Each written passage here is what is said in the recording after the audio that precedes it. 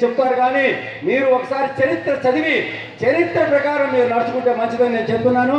అదేవిధంగా ఇటువంటి ఒక మహానాయకుడిని కేంద్ర ప్రభుత్వం గుర్తించాల్సిన అవసరం ఉంది. కాబట్టి నేను నరేంద్ర మోడీ గారిని ఈ వేదిక మీద నుంచి డిమాండ్ చేసేది ఏంటంటే, తమిళనాడు ప్రభుత్వం ఎలా ఈ దినాన్ని సెలవు దినంగా ప్రకటించి ఈ ఉత్సవాలను ఎలా జరుపుతుందో అదేవిధంగా కేంద్ర ప్రభుత్వం కూడా జరిపించి వారికి నిజమైన నివాళి అర్పించవలసిందని కోరుతున్నాము.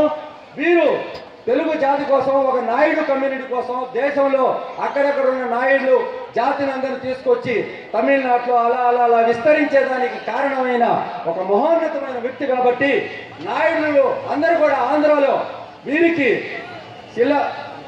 శిలలు శిల్పాలు అదేవిధంగా అన్ని రకాలుగా కూడా ఈయన ఉత్సవాన్ని మీరెలా ఉత్సవంగా జరుపుతున్నారో అక్కడ ఆంధ్రాలో తెలంగాణలో కూడా జరపాలని చెప్పి నేను చంద్రబాబు నాయుడు గారిని ఇక్కడి నుంచి వెళ్ళంగానే కోరుతాను.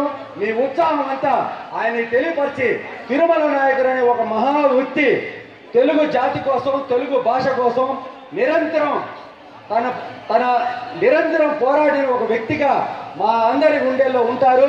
అమ్మ జయలలిత గారు కొన్ని రోజుల తర్వాత ఇలాంటి నిర్ణయం తీసుకొని తెలుగు ప్రజల గుండెల్లో, నాయుడు కులాల గుండెల్లోనే కాకుండా మా అందరి గుండెల్లో కూడా తిరుమల నాయకుడికి ఆమె ఇచ్చిన ప్రతిష్టకి దీన్ని అన్నిటికీ కూడా మేము చాలా సంతోషిస్తున్నాము.